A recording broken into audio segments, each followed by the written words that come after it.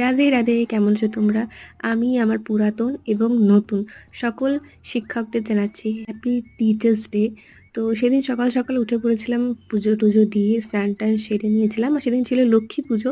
তাই এখানে পায়েস হচ্ছিল। আমি এখানে রেডি হয়ে গেছি, মেকআপ করতে বসে পড়েছি। আর সুগারে স্টিক ফাউন্ডেশনটা আমি ফার্স্ট টাইম ট্রাই করলাম, একদম ন্যাচারাল ফিনিশ দেয়। তো আমার একটু দেরি হয়ে গেছিলো, সবাই এখানে চলে এসেছিলো। আস্তে আস্তে টোটোতে বসে পড়লাম। অ্যান্ড ওখানে গিয়ে সোনিয়ার সাথেও দেখা হলো। আস্তে আস্তে সবাই ভেতরে গেলাম, অলরেডি স্টার্ট হয়ে গেছিলো। প্রথমে সেটাই ভেবেছিলাম, কিন্তু ওখানে গিয়ে দেখলাম অতটা কিছু আরম্ভই হয়নি। যাই হোক, তো এখানে গিয়ে ফার্স্টে উদ্বোধনী সঙ্গীত হয়, অ্যান্ড তারপরে স্পিচ দেওয়া হয়। আমরা ততক্ষণ একটু বাইরে এসে ছবি তুললাম, আর এখানে দাসবাবু মহিলা মণ্ডলীর সাথে একটু ছবি তুলছে।